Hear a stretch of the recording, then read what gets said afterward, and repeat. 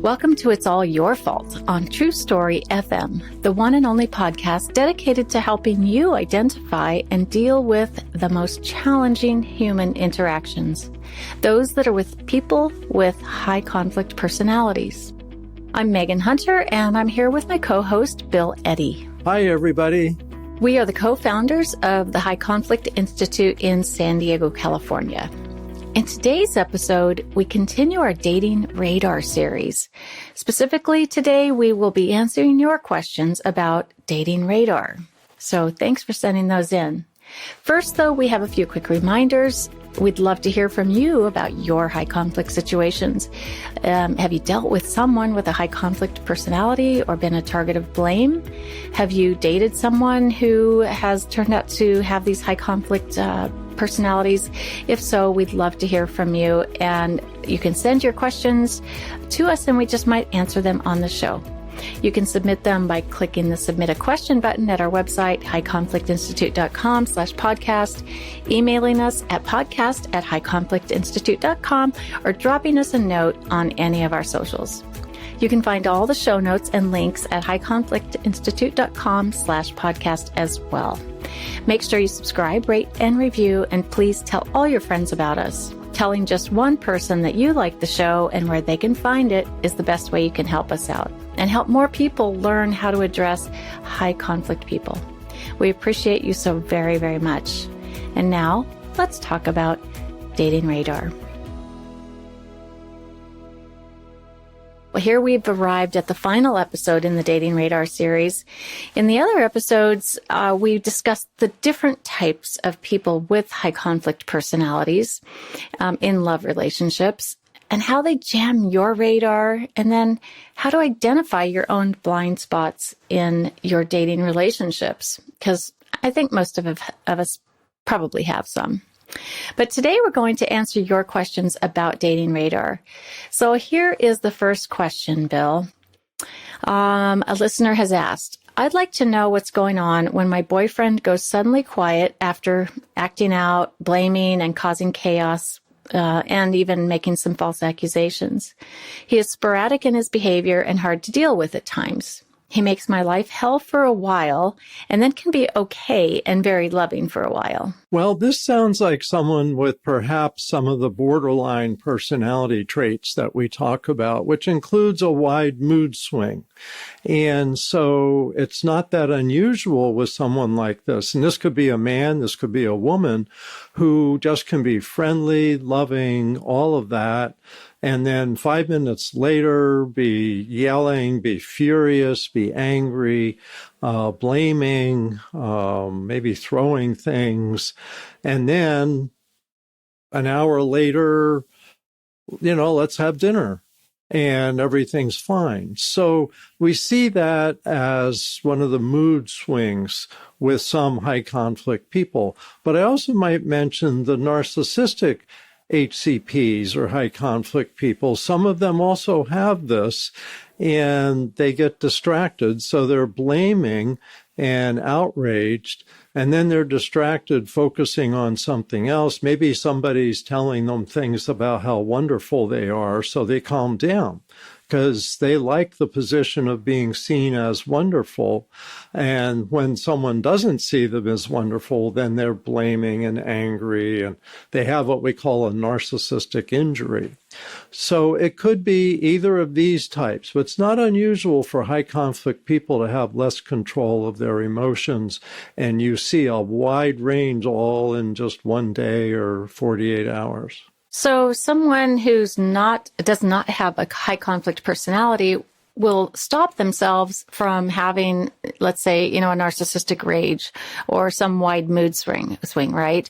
Whereas the high conflict person, they don't stop themselves. And that's where we kind of see this differentiation, right? That's the key. They don't stop themselves, whereas, say, 90% of people would. All right. So I hope that helps answer your question, whoever submitted that. Now, here's another one. My girlfriend is so jealous. She breaks into my phone, email, and violates every privacy boundary I have. I don't know how to handle the jealousy. I can't go out with my friends, go for a walk alone. I can't do anything without her permission.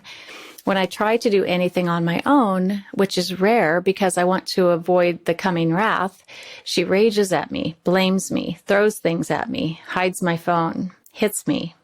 Recently, it got worse. She threatened to kill herself if I went to my parents' house for Thanksgiving. Mind you, she was going to her parents' house for Thanksgiving. We've been living together for 2 years. She thinks we're getting married, but I can't marry her. However, I don't know how to get out of this without a lot of repercussions. She's threatened to ruin me financially and reputationally.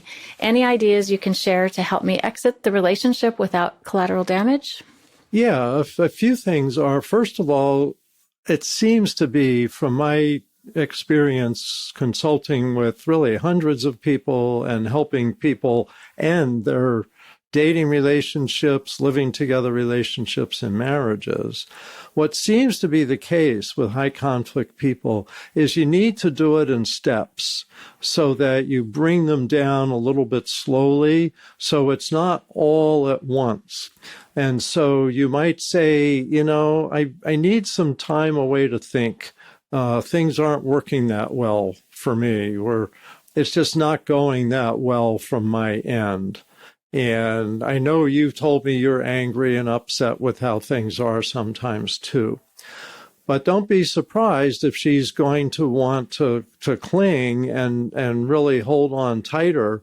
And when you've decided on this course, don't reverse yourself. In other words, go step by step. I need some time to think. Okay, I've had some time to think, and we do need to go separate ways. But we can talk about this. We can go to a counselor together. We can plan the steps of moving out, all of that. So don't try to do everything all at once, especially because you live together. It's not so easy. You can't ghost somebody that you live with. You've got to go through a bunch of steps. So a counselor, maybe even a mediator. You haven't tied the knot, so you may not have too much financial intertwined with each other, but you may need to talk to a lawyer to also find out any technicalities. But you said she's threatened to ruin you financially, reputationally. That's very common that threat is made. But if she does actually start putting emails to friends and family, telling everybody what a jerk you are, is let everybody know that this is a private matter, things aren't necessarily accurate, and that no one needs to get involved. So step by step. And I might suggest that we have not only Dating Radar, but also the book Splitting, Protecting Yourself While Divorcing Someone with Borderline or Narcissistic Personality Disorder, which includes some steps to go through, especially if you have a legal separation. So just take it step by step, get a lot of support, and remind yourself that it's okay to move on.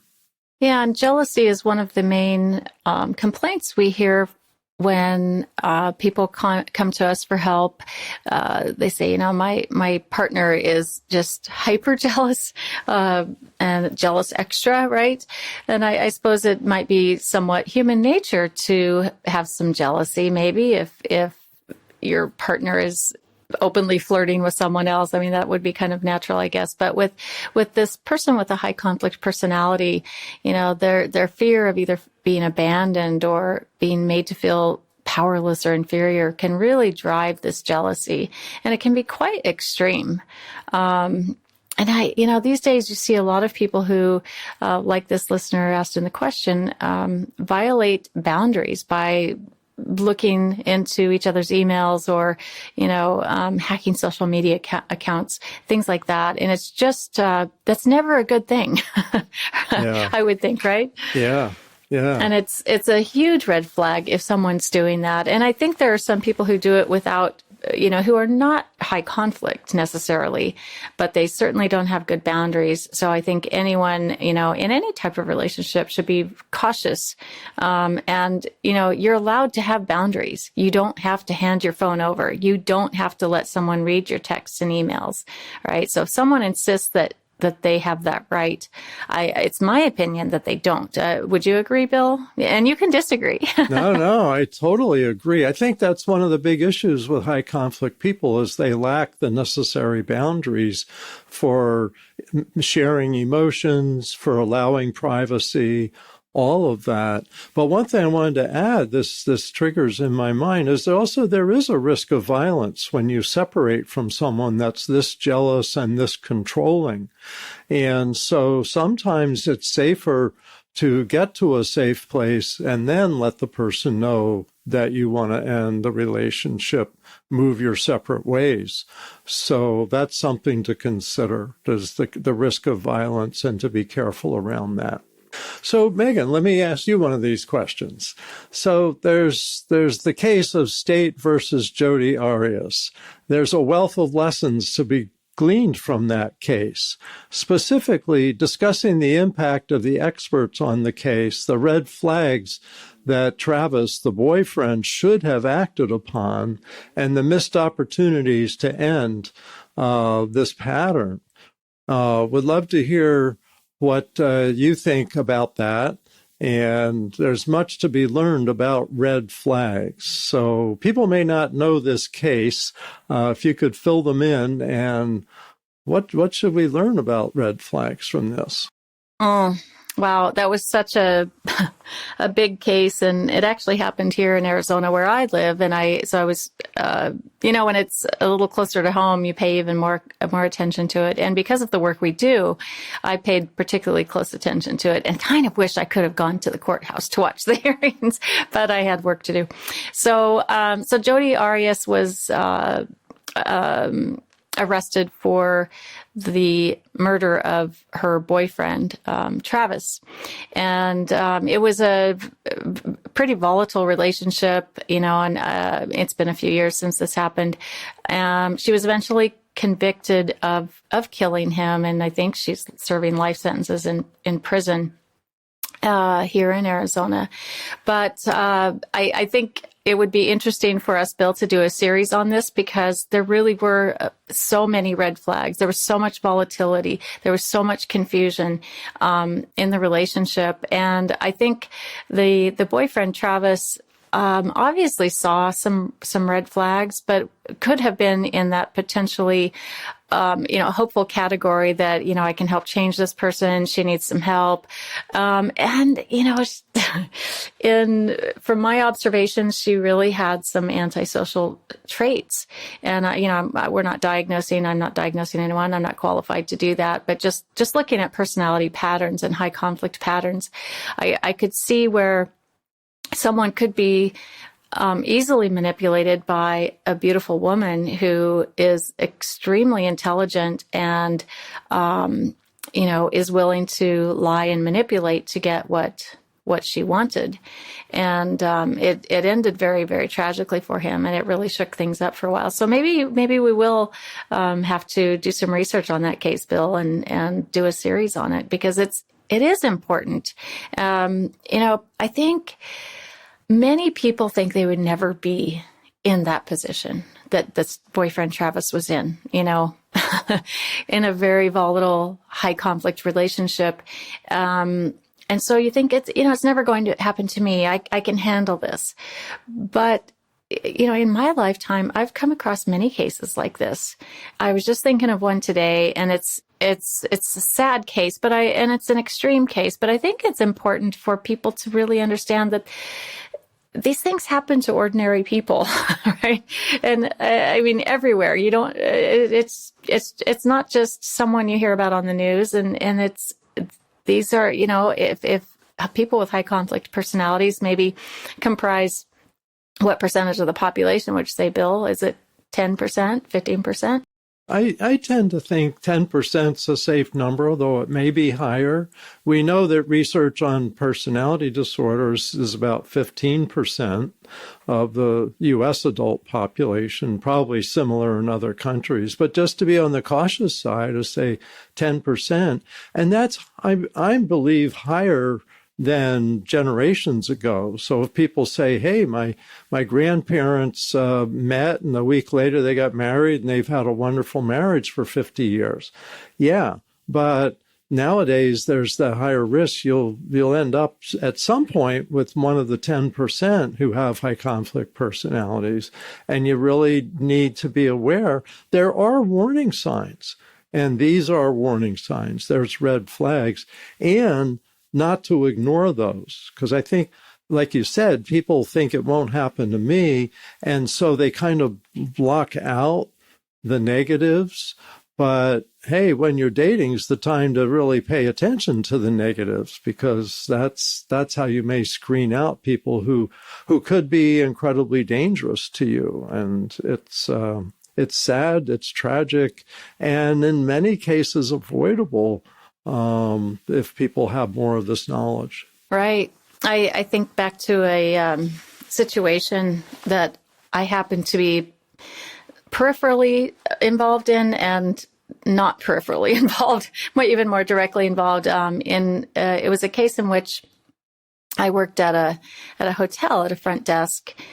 This is right after college, and one of the other employees there was this kind of a nerdy guy, and he kind of struggled in life, and so I had a lot of empathy for him, and I liked to joke around with him, and he was just funny, and he was always joking around as he'd clock in and clock out for the day. So one evening he came in to the hotel, and he was not on duty. He wasn't working at the time. He just came in and came to the front desk and asked for some change so that he could play. He wanted to play some video games in the rec room. And he just wasn't his usual jovial self. He was kind of had a flat affect. He didn't joke. He didn't really look at me. And he just took the change and went off and played. So fast forward about 18 hours. I was on at work again the next day, and the phone rang. I picked it up, and it was a journalist from a newspaper in a town on the far other end of the state, probably about, 6 or 7 hours away. And they said, would you care to comment on, your employee? And they said his name. And I said, well, what are you talking about? Because usually people are calling to make a hotel reservation. Right. I don't hear from journalists that much ever. So I what are you talking about? And of course, my mind, I just saw him less than 24 hours before. So she said, well, he just murdered his wife and 3 children this morning. Oh, my goodness. And it was the other side of the state. He'd waited outside their house, and it turns out she had just left him within the previous weeks and took the kids and moved to the other side of the state to live with her parents. So he waited till they were coming out of the house to go to school. And it was very tragic. And of course I went, I was completely in shock, and he killed himself afterwards as well. So the whole thing was entirely tragic. And so, ordinary people, I was just an ordinary desk clerk at a hotel, and this happened. And I like to think back, were there any signs? And I didn't know their intimate relationship. I didn't know him outside of just chatter at work, but these things do happen. So we must be careful in our exit strategies. Yes, right? That's the most dangerous time, is when you leave. Yeah. So anyway, that was a long story, but most relationships that even in the high conflict category are not going to end that way. But you have to be very careful and cautious if you are exiting from them, because these are people who are in some, kind of survival mode and fight or flight mode that are going to possibly do some very extreme things, like drive across the country to find you and to feel connected to you, So just be aware of that. And that's why dating radar is important, so you can get in early and get out early if you see any signs like this. So So, Megan, here's another question. Do you think you can live successfully with a high conflict personality spouse?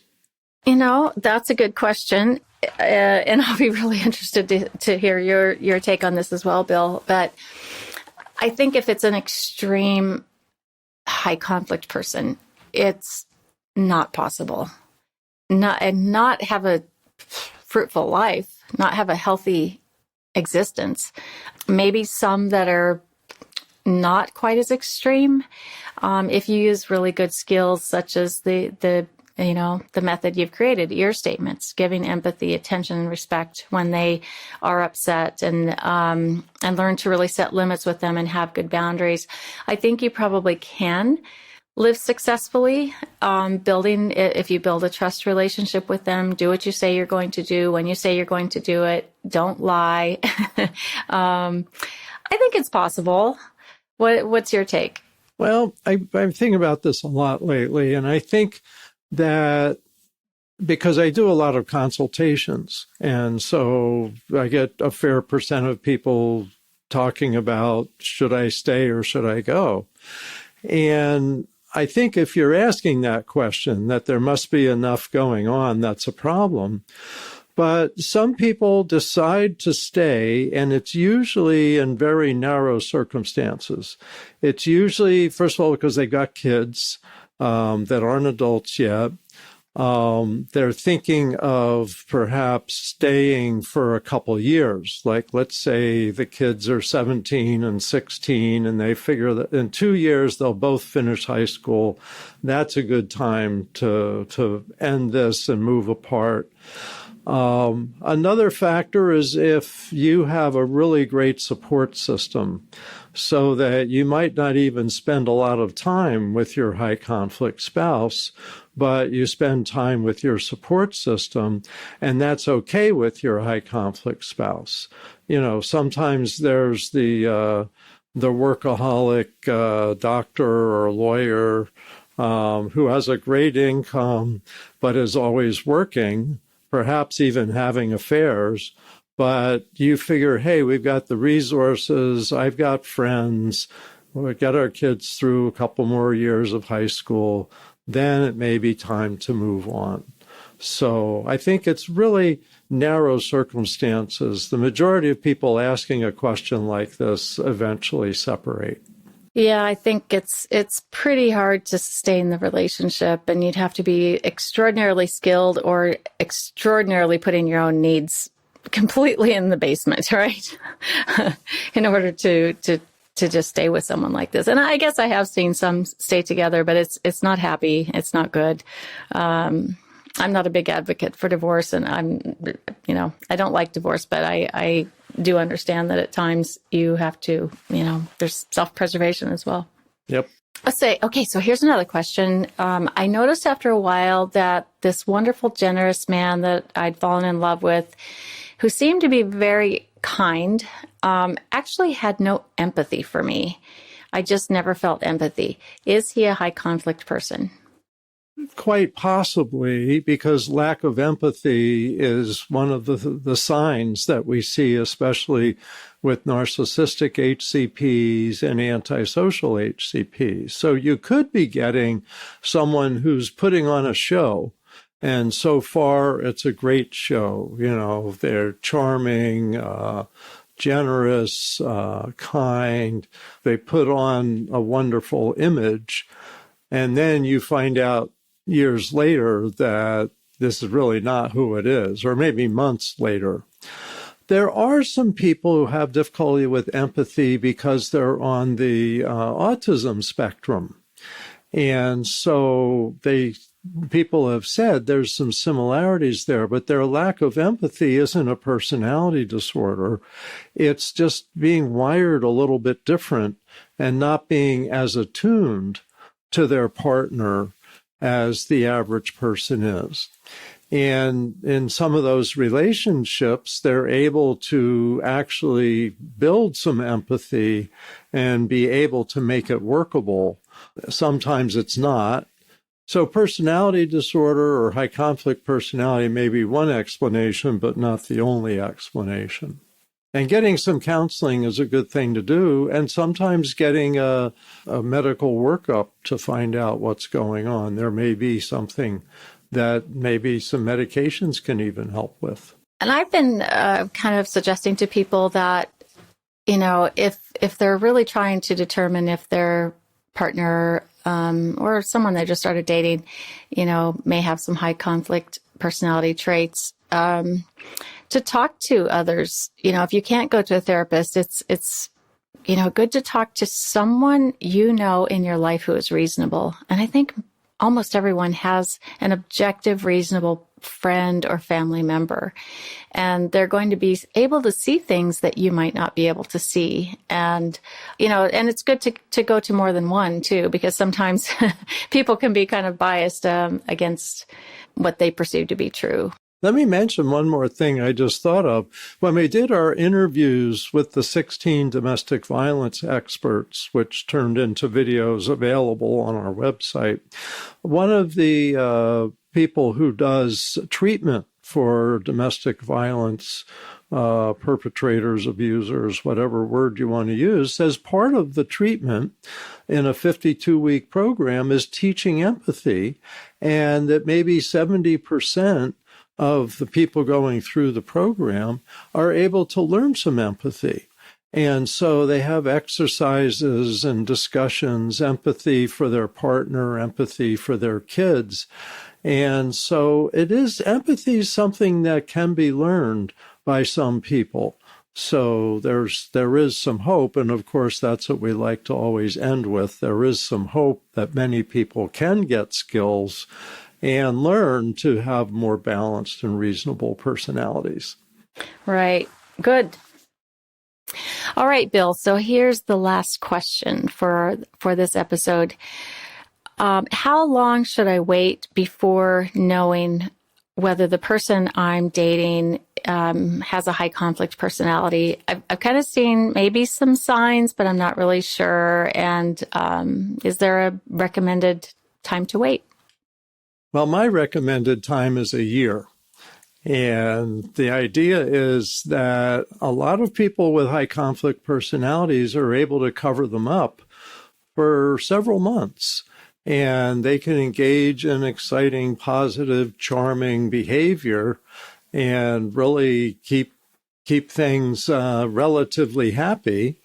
But it's a lot of cases that I'm aware of that people said after about 6 months, they start seeing a turn, a person started getting more aggressive. Maybe that's when domestic violence began, all of that.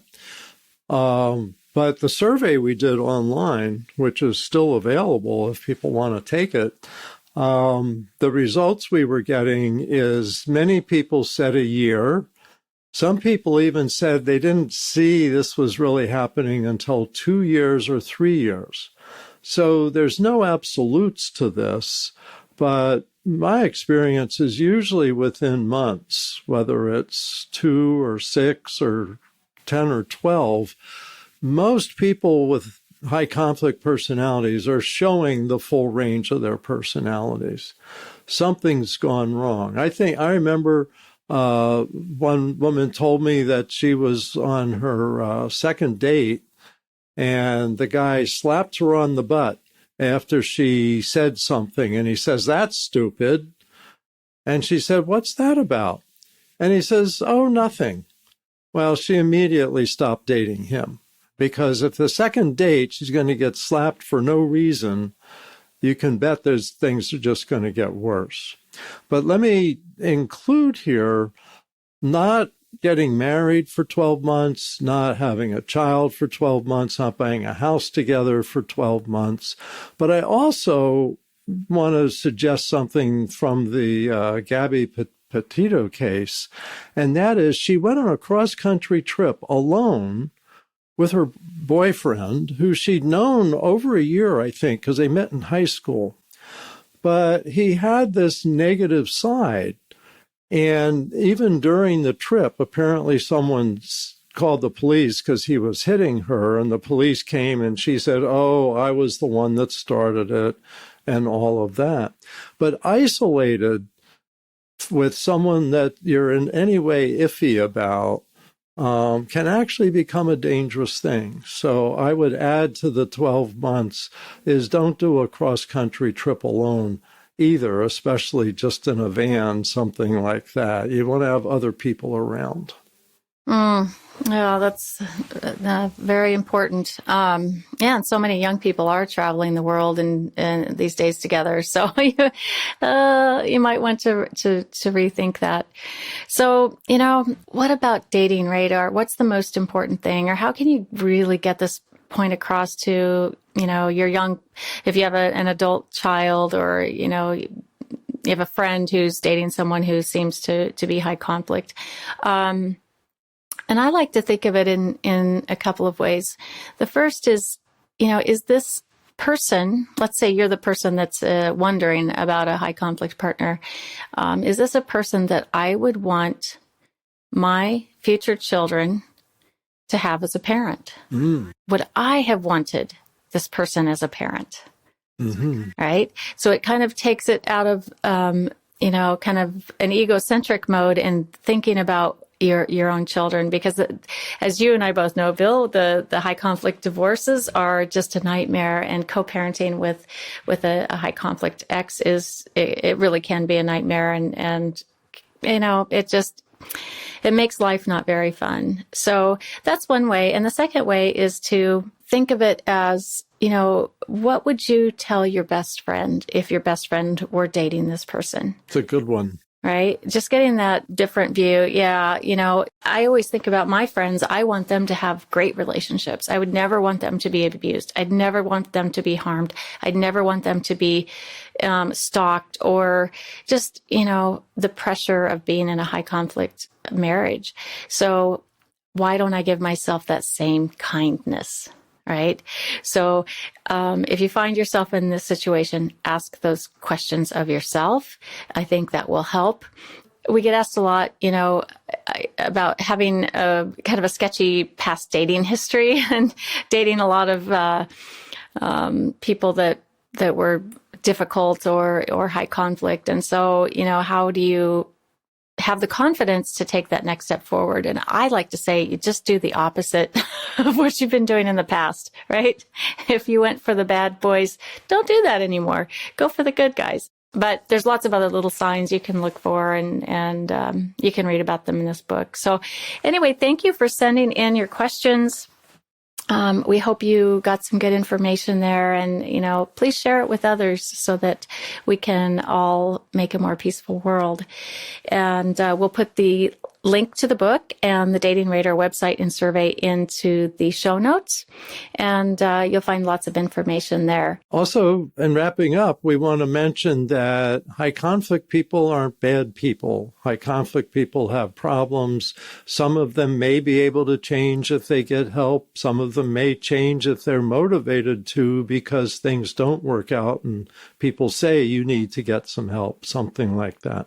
So we just want to make sure we're seeing them as people who need some help rather than bad or evil people. So don't just assume that we're saying ignore them or stay away from them.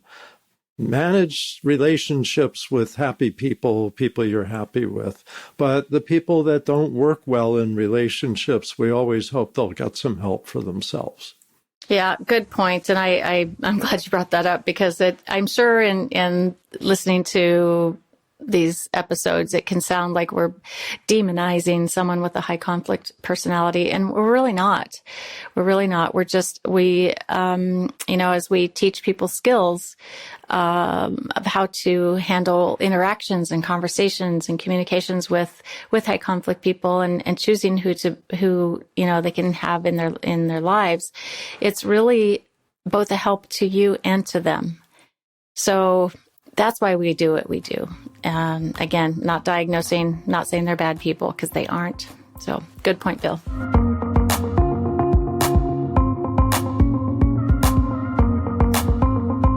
That wraps up our Dating Radar series. And next week, we're going to move on to talking about the current conflict atmosphere with all the mandates and the protests against mandates, and, threats of war, and, vaccines and school, masking in school, all those kinds of things are just so divisive. So Bill and I will talk about, how to handle conversations around that and maybe some different ways to think about it and expand your mind.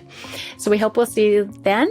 And you can send your questions to podcast@highconflictinstitute.com or submit them to highconflictinstitute.com/podcast and tell your friends about us. We'd be very grateful if you'd leave a review whenever you listen to our podcast. Until next week, have a great week and keep learning about high conflict behavior so you can avoid it in your life.